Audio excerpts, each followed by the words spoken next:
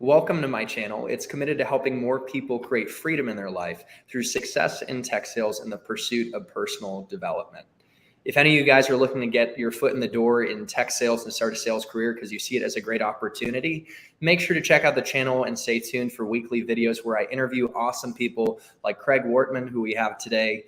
This guy has done a lot. He's a real world entrepreneur and founder running companies. He's the founder of the Kellogg School of Management Sales Institute and the author of What's Your Story? Can't wait to dive into this conversation. He's going to tell you or really why stories are important, how to collect stories, and how to tell them effectively in sales and in life. So of course, if you like this video and find it helpful, make sure to give the like button a love tap because the YouTube algorithm loves that too and will flash this video, to more people who could benefit from the message. And make sure to subscribe for weekly tech sales and personal growth hacks that you can chew on like snacks. Craig, how's it going? Thanks for joining. It's going well, Chris. Thanks for having me. This is I've been anticipating this conversation. I'm ready to go. We'll have some fun. Yeah, let's just dive into it. I would like to know a little bit about your background from your perspective, even though I did hype you up a little bit. And then from there, we could start to talk about the book and why storytelling is so powerful. Sure. So I started in tech sales at IBM a long time ago. I covered 13 zip codes on the south side of Chicago. So I was a what's called a tip of the spear new business rep on the south side. IBM took a chance on me. I was a young kid coming out of the federal government, didn't know business, didn't know sales, did not know technology, and got super lucky that IBM would take a chance on me. And I've never been far from sales since then. So as you mentioned, I'm a three-time entrepreneur.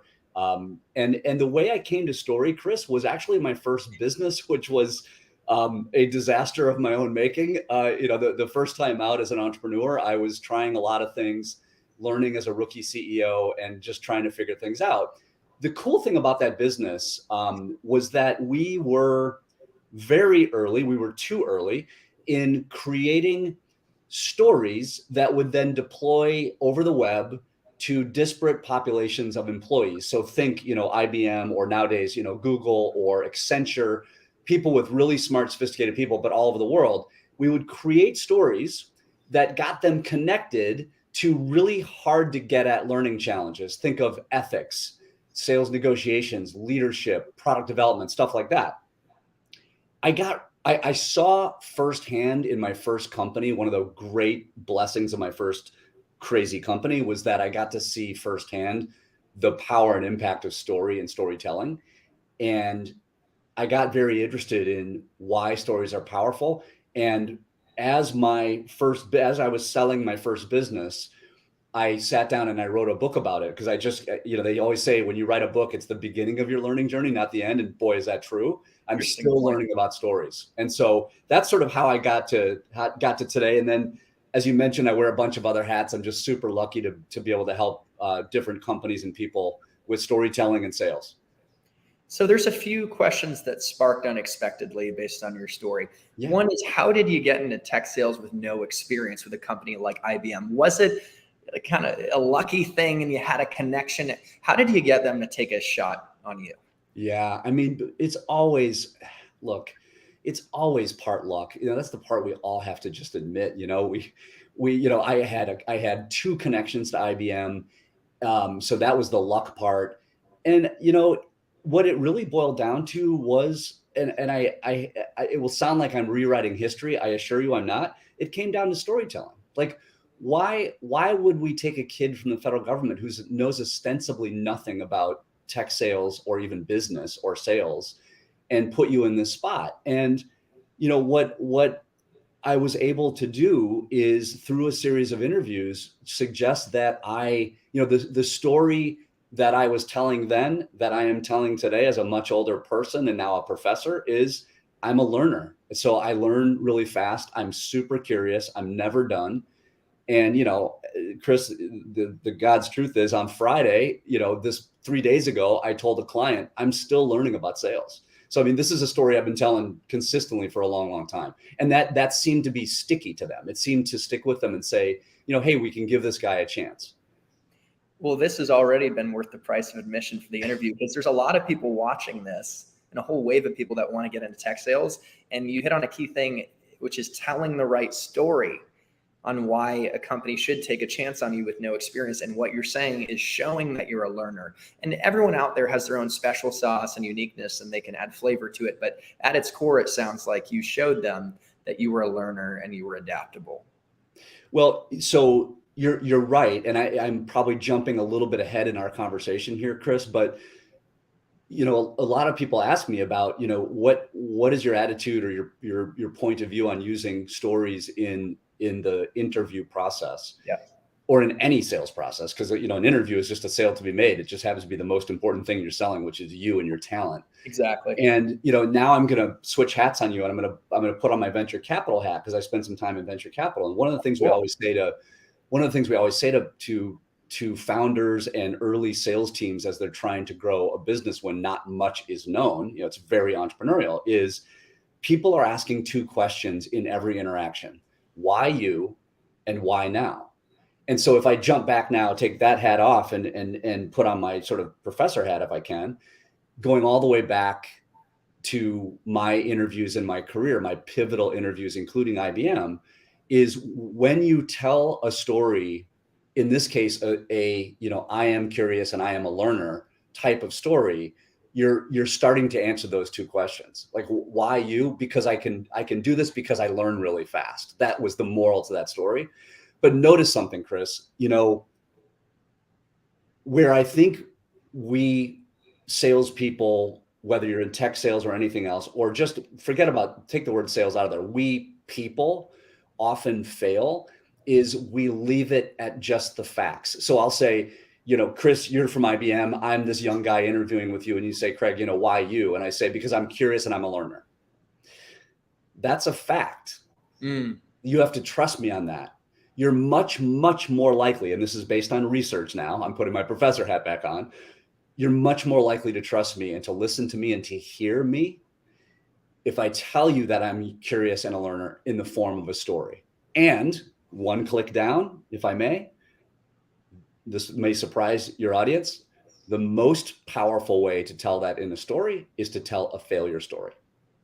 Not a success story, not a look at me, I'm Craig, I'm really successful, I can do this, IBM, but to say, hey, I did serve in sales when I was in high school and college, and boy, did I screw some things up, and here's a story about how I screwed up and what I learned. Thereby, the moral to that story is this guy is curious and he's a learner. And I get a side benefit. I'm not afraid to admit that I've made a lot of mistakes. I've learned a lot of stuff. Wow. So I was going to ask you why a failure story is better. But it seems like when I look at companies like Dell and other enterprises and their interview processes, because I do also on the side coach, clients on how to break in, they look for the ability to take feedback as a key quality. And also, so basically, if you were to flesh out why the failure version of learning is better than success version, that would be helpful too. Two main reasons. It's a great question, Chris. Two main reasons. And there's a bit of a Venn diagram crossover between these two reasons. But one is failure stories do something that is very, very difficult to do in any other way than a failure story. And that is demonstrate humility. You can't put that on. I can't say, Chris, I'm a humble guy. Like, you would roll your eyes and run the other way. Like, you'd be like, you're the exact opposite of that. Right. So I can't just tell you that. I have to show you that. And so when people say show, don't tell, even though we say telling stories, what you're actually doing when you tell the stories, you're showing people. So you're showing that you're humble when you are willing to admit that you made a big mistake. And here, I got some scrapes and here I picked myself up and here's what I learned. So that's the first part of the Venn diagram. The second part is, and you mentioned this in your phrase, willingness to get feedback. If I have one piece of advice for people looking at jobs and sales, whether it's tech sales or anything, it is show that you're coachable. Show that you're coachable. And a failure story does that. So it allows you to say, look, my boss, Chris, was upset, and because I had just blown up this huge deal that we had worked a long time on, and he sat me down and here's what he went through with me. And, I did hear him, and it took me a while, but I applied those things and I crawled out of that hole that I dug for myself and for Chris. So I'm showing through the telling of the story that, my boss, my manager, Chris, was able to coach me and that I was coachable. Humility and coachability are what the failure story demonstrates. That's powerful. Great nugget for the audience. I'm going to be evangelizing that myself when I talk to more folks. And I got to ask you two other questions before we get into the core of our conversation, which again is my stories, how to collect them, and then how to tell them effectively. Love it. Got to ask this question. You became a CEO and entrepreneur, and tech sales was a part of your journey. So how was it a breeding ground for you to become entrepreneurial? How did it equip you for those executive and leadership roles? Yeah, it's a wonderful question. I haven't thought about this in a while. So I'm going to give you a two-part answer. One is very tactical and one is more strategic. So the tactical one is problem solving. Like, one of the things that I learned in tech sales is the problems are tricky. Like, because it's technical, there's some engineering required, there's some technology, there's layer upon layer of complexity that as a seller, as a person, you have to sort of unpack that and then figure out the fit between that unpacked complexity and your solution. I am fascinated by that process. Once again, that's a process I'm still learning to this day as I speak to you. But it is, tech sales is such a great training ground for learning how to solve problems. First, you got to understand the problem. Then you got to unpack it. Then you got to figure out whether there's fit between what you now see laying before you on the table and the solution that you're proposing. So that's sort of the really tactical one. The sort of more strategic and probably obvious one to all of your viewers and fans is, tech is changing like crazy. I had a newspaper media interview the other day, and they asked me, like, what's going to change in 10 years? I said, I have no idea. No one knows. Like, that's an impossible question, right? I just don't know. And I thought it was kind of funny that they asked me, what is going to change in tech and what's going to change in sales? And the answer is, I have no idea. That's what makes it really fun and gets you prepared for what I call the wonderful chaos of being an entrepreneur. It's wonderful because it's your baby, and it's chaotic as hell, as everyone who's been around entrepreneurship knows. But it prepares you for that because things are changing very dynamically in tech. Wow, that's so funny because I just shot a video that I haven't put out yet on how to know if B2B Tech Sales is right for you. And I mentioned dancing with the chaos. I love it. And if you're willing to dance with the chaos, hop on board because it's going to be a fun ride, this cheesy life. But it's exactly what you said. It's not cheesy at all. It's right on. I love it. Our minds are aligned. Yeah. What a great answer too, because I did not prep you for this question, took it off the cuff. So basically, sales has prepared you to solve problems, which is so foundational to entrepreneurship and in life, where life is a series of solving problems, even personally. And the second piece, I am blanking, Craig. Help me out. Technology changing all the time. The dynamism of technology. Thanks. And you know what, Chris? Can I click into the first one click down? Sure. One of the things I do as a teacher is I try to break things down into their component parts. And so if you think about the first thing we talked about, you think about on this question of, the fact that you're problem solving, before you get to problem solving stage, there's a first action that you have to take that all sellers, again, no matter what your field is, have to be good at. And that is listening and asking questions. I've called a combination of listening and asking questions being magnetic. You're magnetic when you listen to people and truly understand them. You see, hear, and understand people. Those are three different things. And then you ask follow-up questions, because that's what has to be the precursor to understanding to unpack the problem that people are trying to solve, the progress that people are trying to make. So that's a key part of problem solving, is asking great questions and then following up and showing you understand. And I'm sure a basis for influence too. And we're talking about not manipulative, but positive influence when you're trying to solve problems with someone. So thank you for double clicking, and feel free to double click at any time. We're going really in depth here, which is awesome. And the other question to ask before we dive into why stories again is why sales for you? It's just helpful to know, as someone who's been very successful, why has it been a great career? And maybe the problem solving is a piece of it, and how dynamic it is. But this will be helpful for people who are considering whether they're coming out of college or in a dead-end career looking for a change, if tech sales could be, or sales in general could be the right fit for them. Yeah, it's a bunch of things. It's a nested set of things. I love problem solving. I love meeting new people. And I love just trying to figure out a, a company, how a company's culture works. And that, again, that's going all the way back to the beginning, which is just a sort of natural curiosity I have about, how does this company work? How are they trying to solve this problem? What progress are they trying to make in their lives and with their company? And how might I either, one, help them myself with my business or businesses, or how might I make a connection to someone else who is better equipped than I am to help them? Those two questions are always in my mind in every call. And in fact, one of our disciplines that my company Sales Engine uses, Chris, in the very first meeting with anyone, any day of any week, is we actually say those two things. We say, Chris, it's so fun to be able to get to know you. We have a million questions for you. I know we only have 45 minutes to do this, but there's two things in our mind. One is, as we're asking and listening, we're trying to determine whether we're a good fit. And if we are, great, and we'll go to part two. If we're not, we consider this first conversation that our job is to get enough insight into the progress you're trying to make to network you with someone who's a better fit than we are. One of those two outcomes will happen today.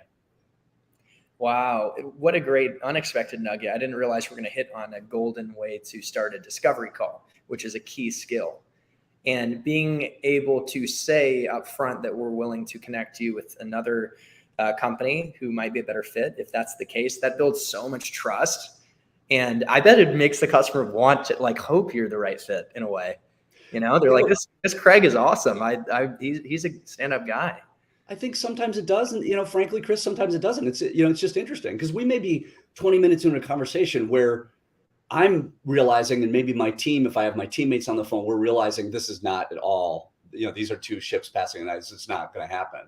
And we can begin to state that. We can begin to weave that in the conversation. And, it's funny because I often see relief on the faces of the prospects because they are realizing 20 minutes in that, what we're saying and what they're asking for are two different things. And so they feel relieved when I say, you know what?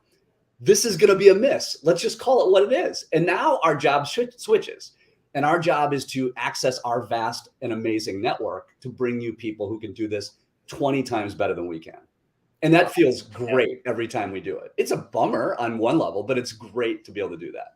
It's like either way, you can solve their problem, either through your solution or someone else. And you hit on something that I also believe is another why sales piece. It's a key piece, is we get to build such a strategic network as we get into sales and entrepreneurship. And what a asset, don't you think that all opportunities are really tied to people?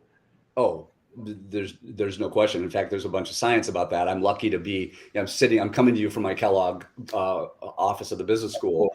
And, I work with a guy here, Brian Uzi, who's one of the foremost experts on network science. I mean, we know this to be true. I mean, there is no, there's very few, I should say, other professions I can think of, Chris, where it is built into the fabric of your day that you are going to build a broad and diverse network. It's built into the very fabric of the day, like breathing, right? It's amazing.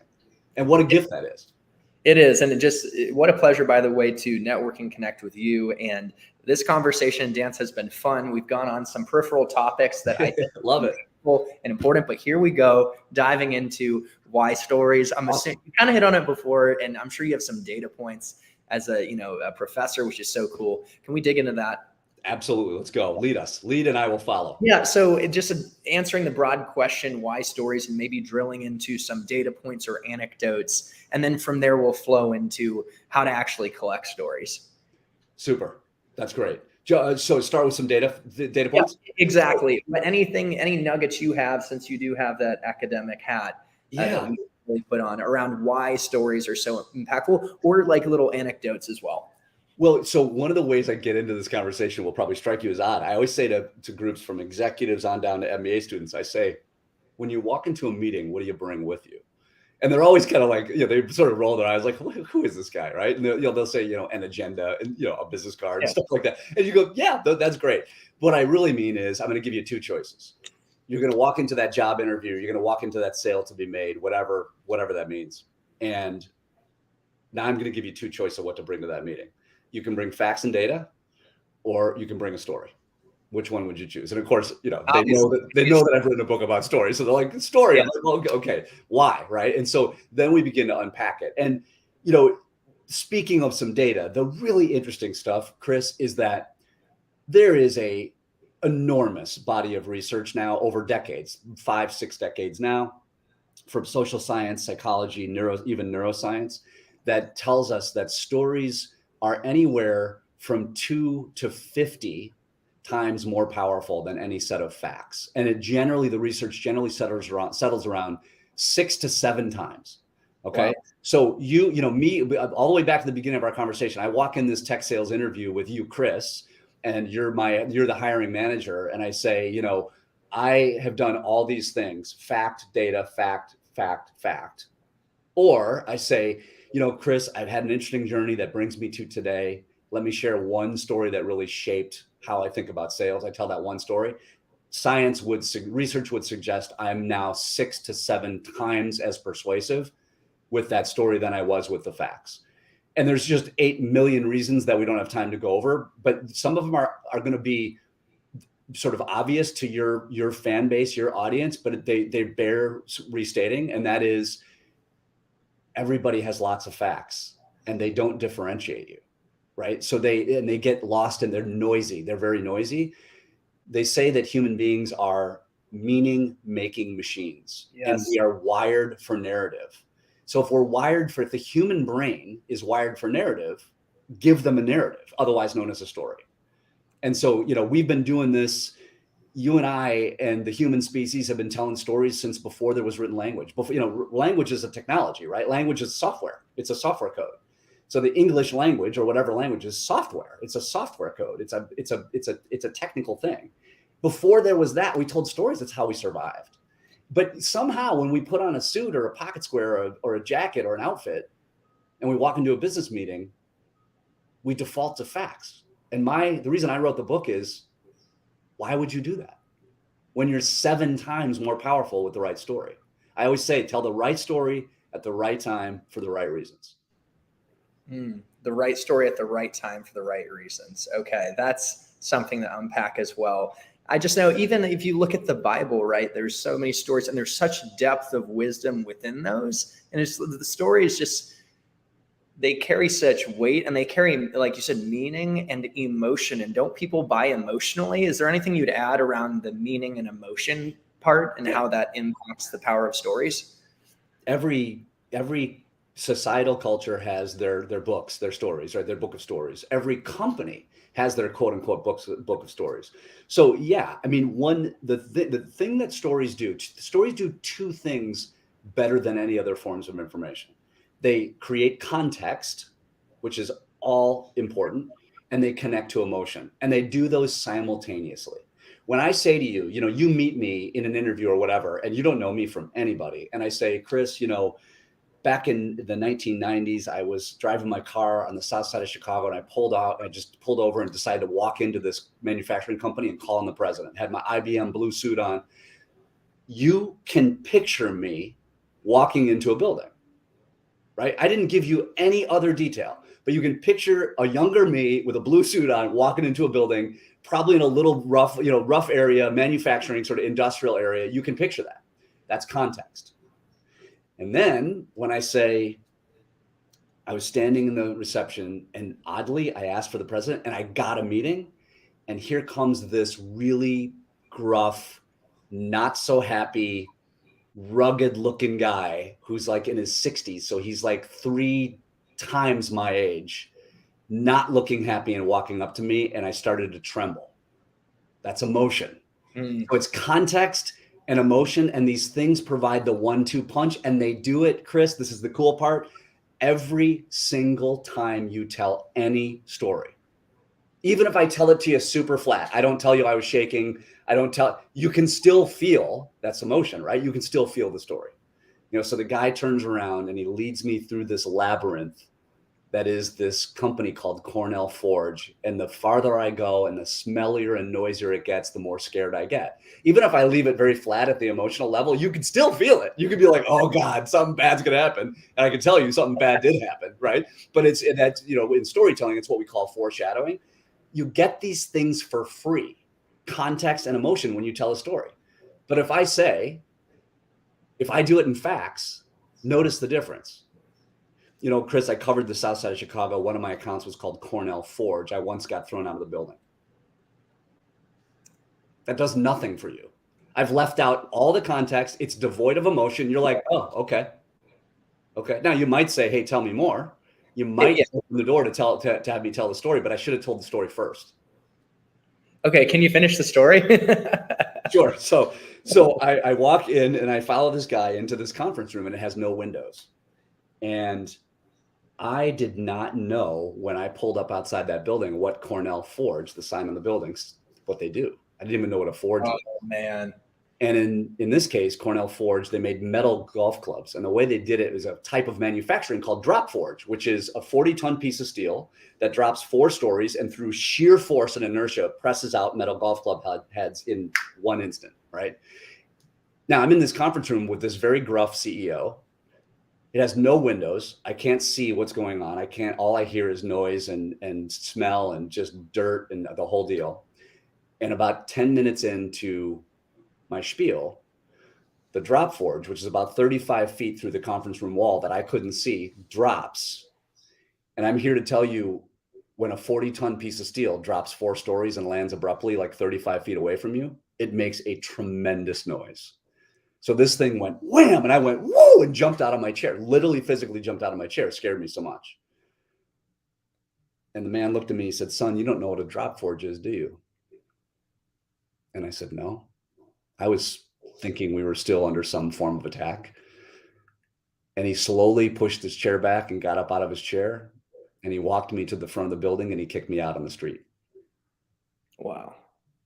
So Chris, that's an example of a failure story that I tell and would tell in interviews. Because guess what the next question you're going to ask in the interview is? What did you learn from that? It's exactly the question you're going to ask. And I'm going to say, you know what, Chris? A lot. I learned the value of preparation. I learned the value of not being arrogant, like I could walk into any building and tell them what's what. I learned the value of respect for people's time. Wow. I learned the value of the hard work that all these IBMers had put in that came before me to Cornell Forge that I then disastrously ruined. I learned a lot, and those lessons have stuck with me.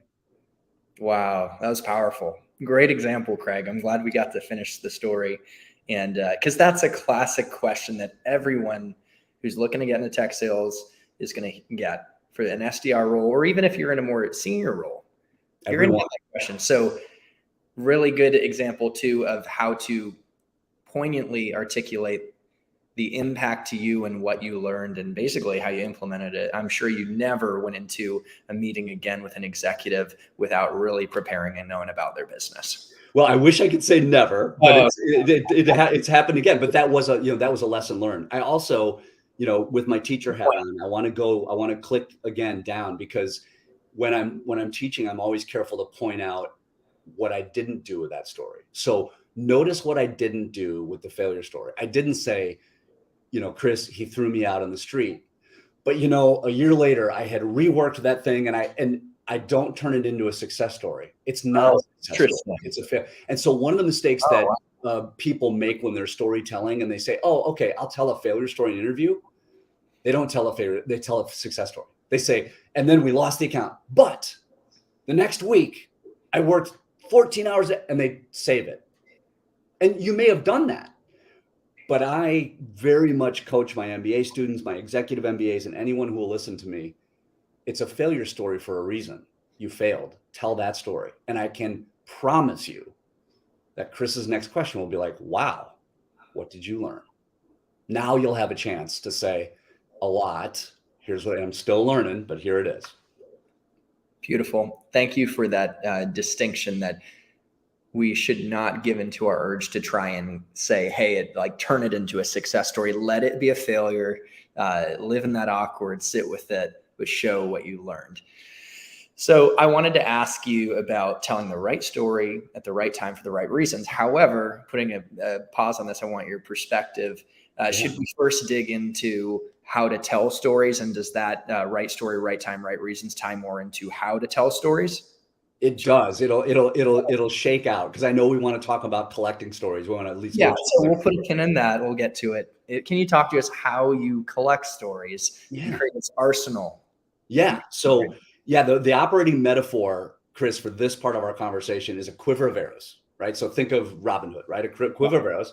So every single one of us, metaphorically, as human beings, even kids, have a quiver of arrows, and the arrows represent stories, right? Your different stories. We all have hundreds of stories. Here's the problem. We have not categorized, we have not collected, categorized, labeled those stories. What my book is all about actually is it's a process by which you collect, capture, distill down, and then label, and then of course tell the right story at the right time for the right reason, your most powerful stories, right? So let's talk about collection for a second. So the operating metaphor is, as we go through life, we collect all these arrows. Question is, where do you get those arrows? The unhelpful answer is they're everywhere. And I've spent a lot of years saying to audiences, well, they're everywhere. They're all around you. People are like, thanks, Craig. That's helpful, right? So what I've started to do, with some help with some amazing colleagues here at the Kellogg Sales Institute, is try to frame it up. And we use sort of a metaphor for this. We call it the story tree. And so one of the best ways we've found to help anyone collect stories is to think about your experiences as a forest full of trees, right? So at some point, I worked at IBM. That's a tree. IBM, as you can imagine, has lots of branches. I have bosses that have, branches. I have, the division I was in is a branch. Some of my clients are individual branches. And then off those little branches come, and then finally the leaves, and the leaves are the story. So if I go up the Craig's IBM tree, it's a crazy metaphor, I know, but it seems to work.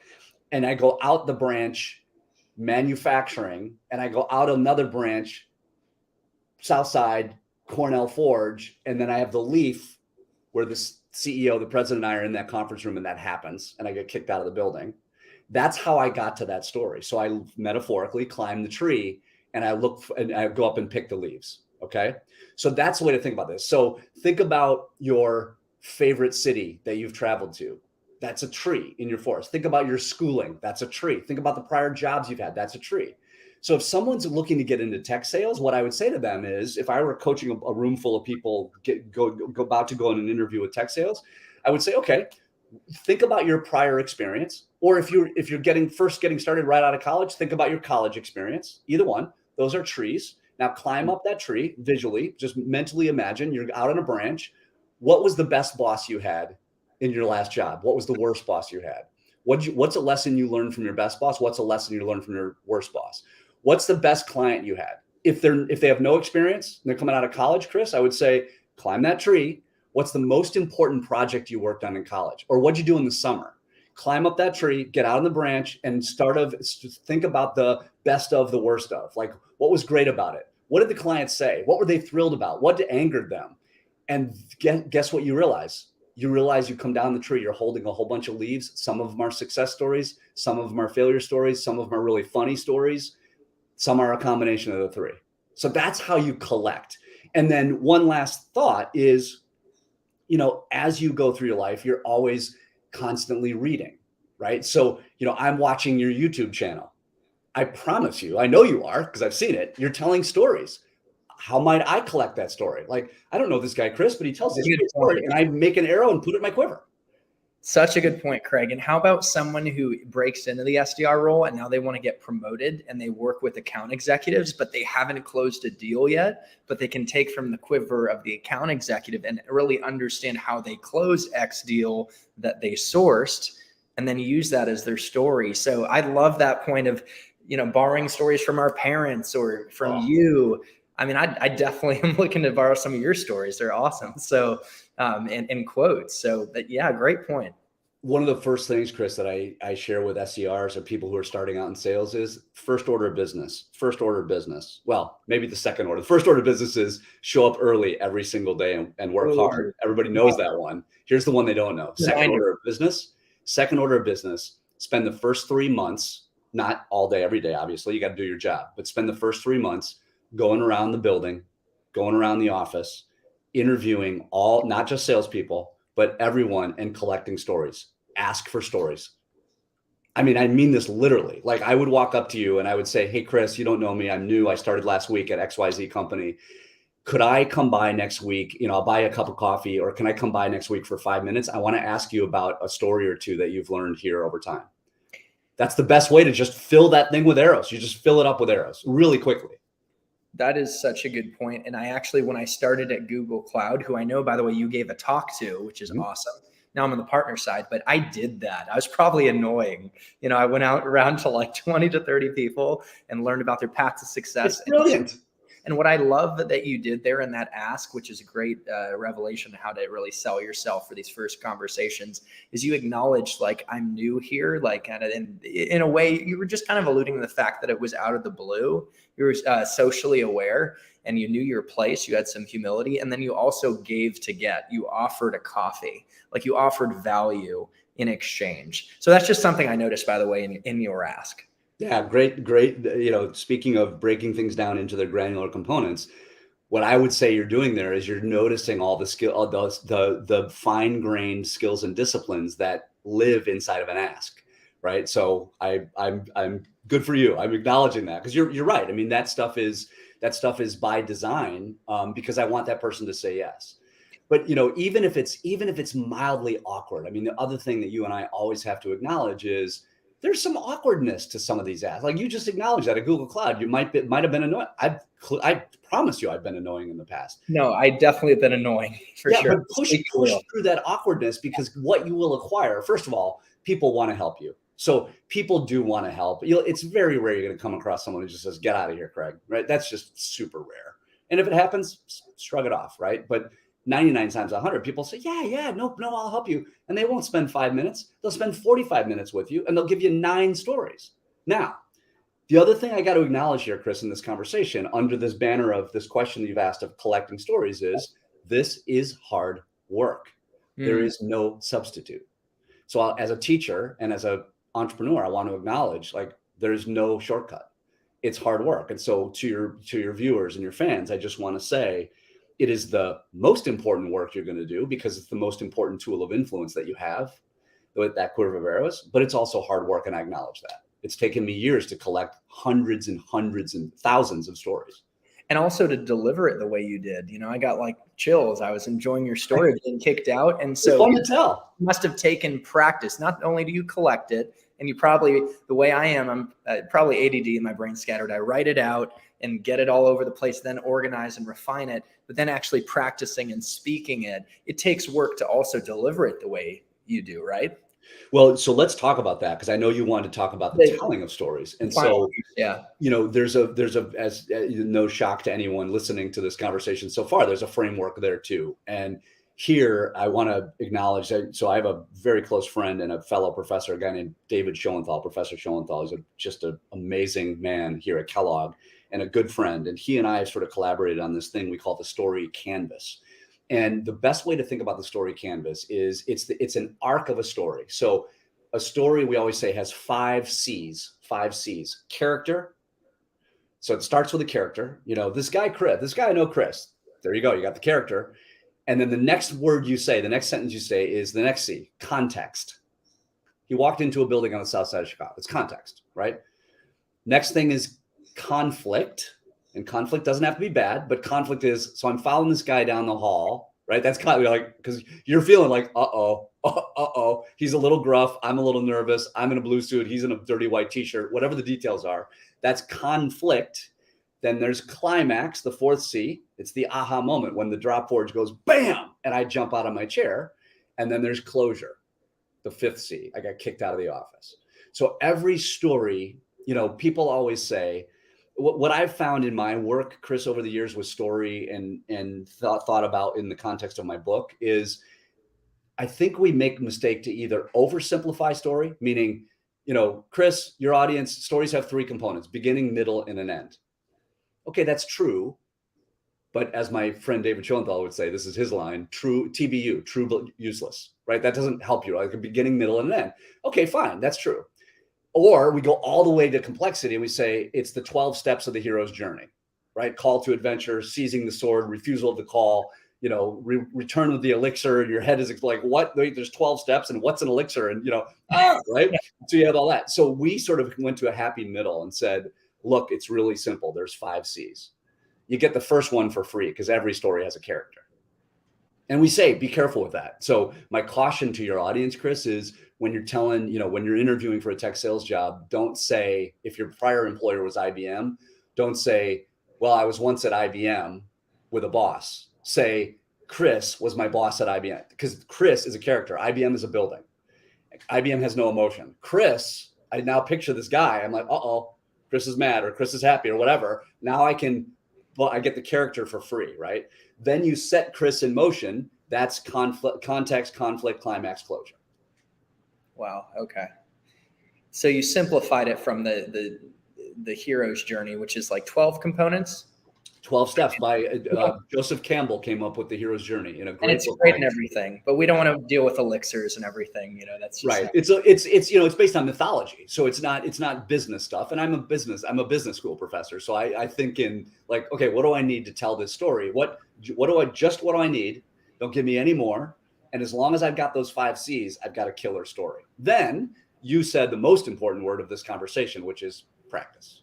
Then just practice. Yep. And that's what takes work. And have you heard, Albert Ian Gray, right? The common denominator of success, making a habit of doing the uncomfortable things that failures aren't willing to do. Well, this preparation piece is a key one. On top of making a cold call to a stranger and risking rejection, preparation is something that is so pivotal in sales, and you're really highlighting it. And in life, for any key interaction, even you're going to give a best man speech, which I have to start preparing for, and I will apply your storytelling for that. Good man. Preparation is key. So, all right, we've talked a lot about why stories matter. I mean, in sales, of course, in business, but of course in life as well. Yeah. And how to collect them. Is there anything you want to add around the collection piece before we dive into the right timing and the right story and telling it for the right reasons? Yeah. One more thought, and that is, what I hope conversations like these do for your audience is just make you more aware of the stories that are around you, because they really are. The answer is they're everywhere. And so, but we have to listen for them. So, how they say when you buy a car, you start seeing that car everywhere. And that's actually research. Like that is a phenomenon that happens. You buy XYZ car, and then like 2 days later, like, God, all I see are these cars. Well, because your brain is attuned. And so what I hope people have gotten from this on this subject of collection is just be aware of the stories that are all around you, because they are being told to you, or you're viewing them or watching them or reading them every single day. Now, what that doesn't mean is you should collect all those. So most of the stories I come across are not worth me doing your process, Chris, which is I do the same thing. Write them down. I edit them based on the 5 C's, and then I practice them, and then I put them in the quiver. And this is literally true. Like I put them in a spreadsheet. So I have a spreadsheet where I was going to ask about how you actually collect them. And I know in listening to your book, which by the way, I encourage everyone to check out. I've been listening myself. It's been super helpful. I'll link it in the description. But in listening, you talked about the Win book. Yeah. And I still have some, I'm forgetting, is it in a sheet? What is the best method? I just do it in a spreadsheet, in a Google sheet that's linkable. So I'll give you an example from last week. So the way I collect stories, so I got an email from a former MBA student who applied some of my learnings from the classroom, and he got basically his dream. I mean, not basically, he got his dream job. Like it was a huge stretch. Yeah. And he applied all the stuff. That was an email that I got. I got an email, luckily, the same day, where a person in Spain told me that she had won a pitch competition with her tech company based on the teachings. So I got 2 what I call activation stories, win stories, right? They're wins. And I took both of them and I cut and pasted them with the person's email and their name and put them in my spreadsheet. Beautiful. So I can just click on, and then I give them a little funky name that my brain can remember, pitch competition, big win, whatever it is. And I give them a little name. That's kind of a fun process for me. I love naming things. So I just name it, Chris's big win. And then when I click on it 2 years from now, wow, I go, oh my God, I remember that story. Now, I might not have told that story in the intervening years. Doesn't matter. I still have it. It's in my archive. And what we're doing here is building assets, the strategic assets like networking, like relationships and stories. And it takes work, again, not to beat a dead horse, but talk about assets. So when it's time to deploy those assets to get the job, to get the big deal, and whatever it may be, how do you tell the right story at the right time for the right reasons? Maybe you want to start unpacking the right story first. So let's just make this as concrete as possible so we don't leave it at a level of abstraction for people. Let's say I'm interviewing for a tech job with you. Okay, you're the hiring manager. So one of the first things I would go through my mind is I would do a little bit of prep, not a lot. I'd do a little. I would do prep on the company, and I would ask myself some of the following questions. So what are they going through as a company? Are they in a super competitive space? How well positioned are they? And I'm just getting a sense. And you can do this as a person with very little experience. You're just getting a sense. Read a couple press releases. If you can, listen to an earnings call where you're hearing the CEO and CFO talk about the business, you'll just pick up a couple things. And this is not deep prep, but it's plenty for an interview. Then I would do my homework on you, Chris. So I would go to LinkedIn. I would go to your social channels if I can. I would look on the website and click around until I found you. And I'd read a couple things about you. What that now does is start to tell me, it starts to reveal what might be the right story at the right time for the right reason. So now I get to the interview. So that's the prep I've done. And the last part of prep is I go to my quiver of arrows. And if I don't have that built yet, right, I just sit and think, like, what is an experience that I've had in my life that I could tell in a story that Chris would resonate with, given that he's in a very, very competitive space. There's some digital disruptors in this space. His company is a little bit older, so he's probably a little bit worried about innovation and sort of freshness in the market. What's a story that I could tell him that's either my own or one that I just read in a business journal, whatever, that I could tell him that might really resonate with him? The last sort of thought about this is it's sort of the if you err question, which is, if you err in that interview, err towards personal stories rather than a story you read nothing wrong with the story that I read. Chris, I came across this story in a business journal that I think is directly related to the challenges that you're seeing. And then you tell the story. Nothing wrong with that story. That's a good story. A great story is one where you have a personal connection to this. And you even say, Chris, one of the things I'm afraid of in joining your team is when I onboarded in my last company, and you tell a story of failure. Notice that you're being vulnerable and humble and demonstrating you're coachable all in one personal story. That's work that story does that the business journal story doesn't do. And one key thing is, by telling stories, you can kill literally 3 birds with 1 stone, like you just mentioned. And I want to encourage people out there to proactively come up with stories that answer all of the core questions up front. It's like you almost reduce some of the legwork for the interviewer. And it just, don't you think, like, that's what I was thinking about, Craig, the other day, is you can proactively tell stories, knowing it empathetically what the interview is looking for. You can. Stories to address that. You really can. And what I love about this conversation, Chris, and how you've led this conversation is that you and I have really indexed on the surprising parts of storytelling, meaning don't be afraid to say, what really scares me, and then tell a story. Or, boy, you asked about a failure, I'll tell you about a failure, and then you tell a failure story. I mean, we've indexed on the harder part. The obvious part is when you say, hey, Craig, tell me a success story. And look, I'm ready too. And it'll be a great story of success. Yeah. But it's never easy. I never say this stuff is easy, but that's the easier version, rather than just being honest and saying, look, I'm a little nervous about this, Chris. Let me tell you why. And telling a story. This stuff is magnetic. No, this is one of my favorite conversations, and it has me inspired. I'm trying not to do it, but I want to write notes on my phone, honestly. People see me looking to the side. So it's a good discipline. Yeah, so be present, guys. Love it. But I'm just excited. This has sparked so many neural pathways for me and ideas. So how do you tell a story at the right time? I don't know that maybe you started to dabble in it, but because we've covered so much. But how do you tell a story at the right time? What does that mean?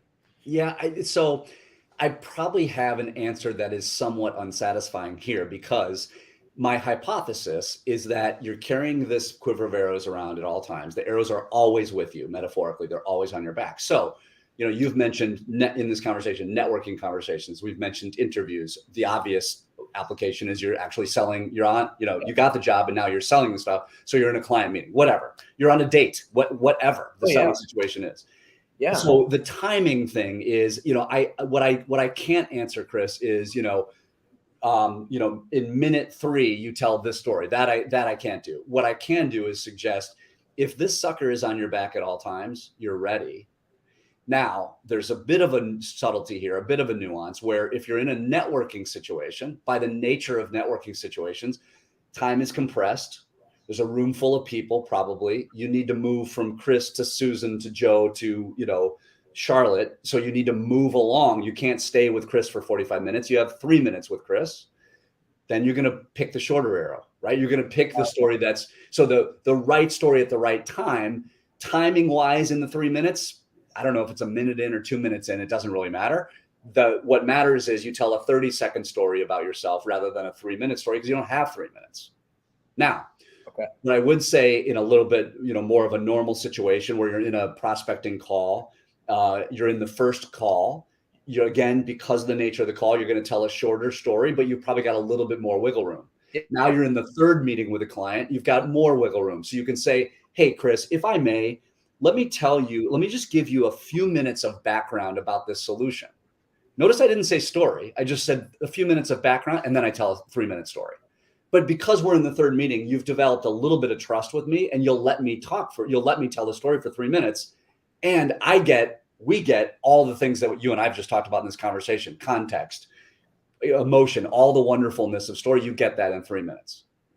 I like that you're taking charge, because the communication and storytelling is important and it will benefit the customer, but you're also asking permission, if I may.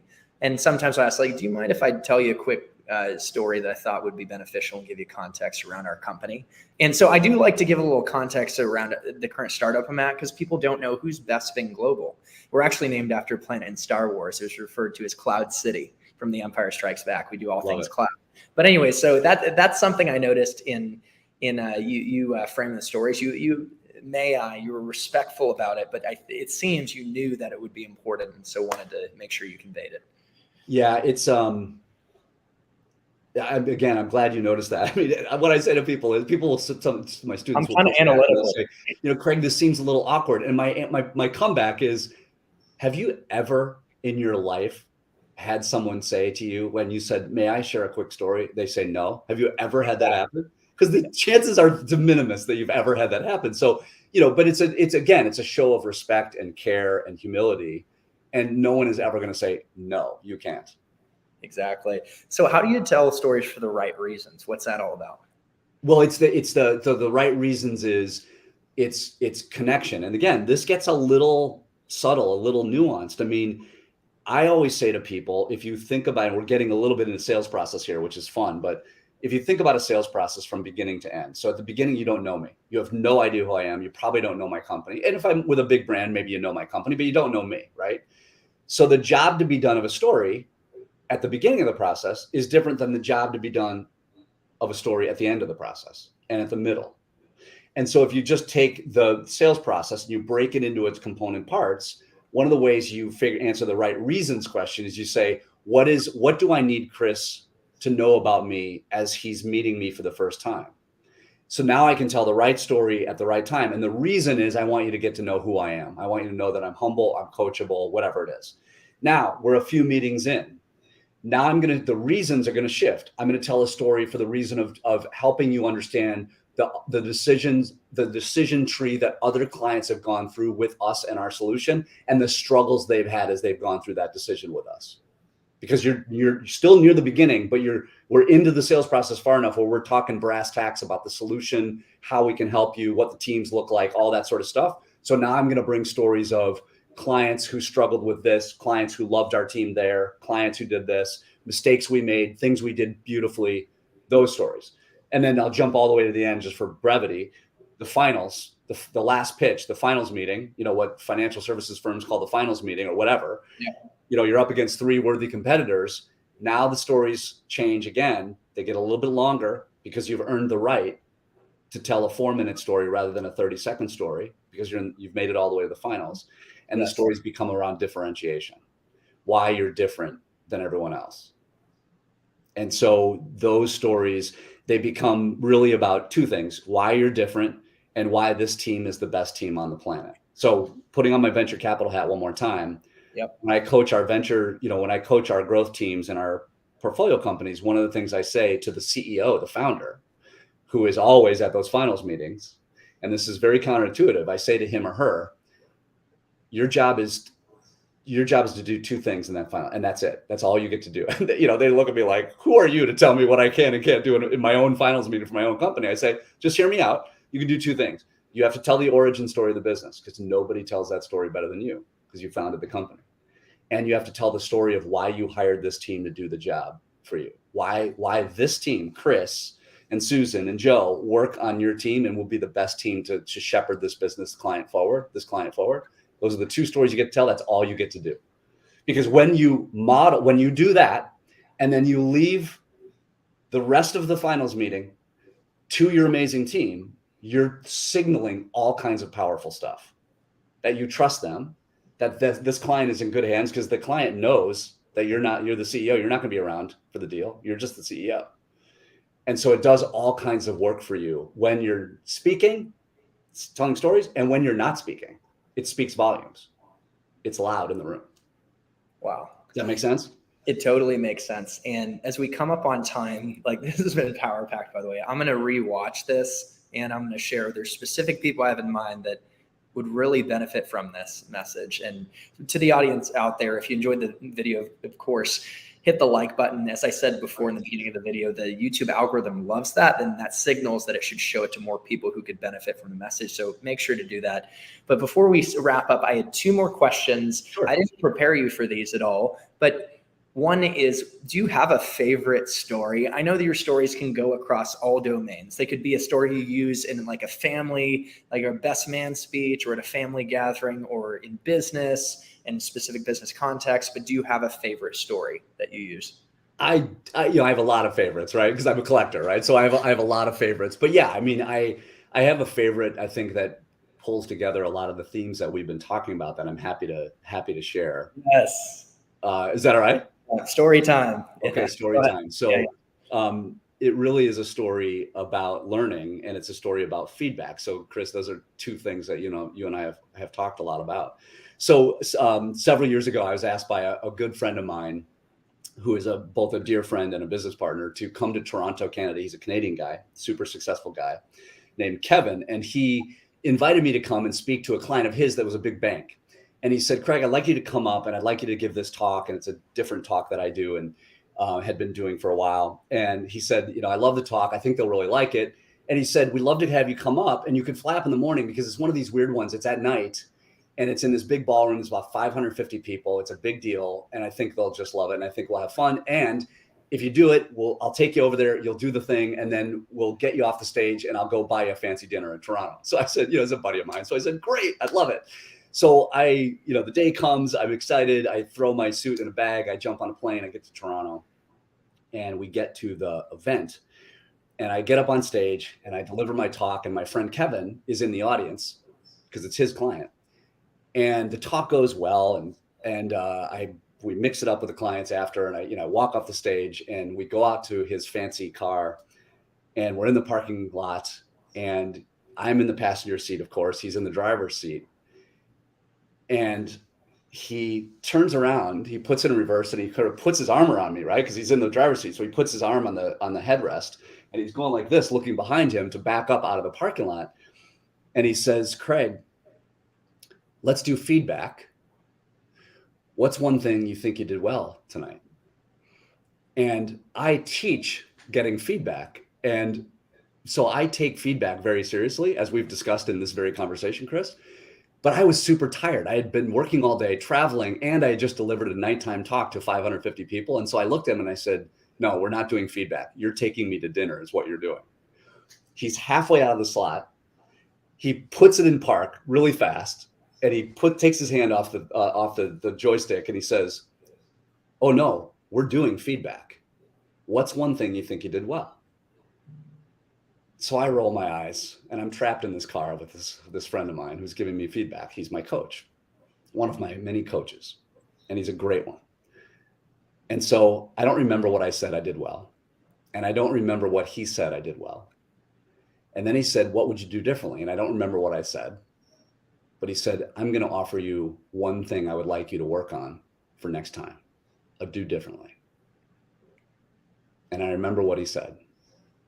He said, Craig, you know that right in the middle of that talk, there's two pieces of evidence that you line up and you think it's got a really nice 1-2 punch. And the audience, they like it. But do you realize, Craig, that they're exactly out of order? If you reversed those two pieces of evidence, the audience, it would blow them away. Do you realize that?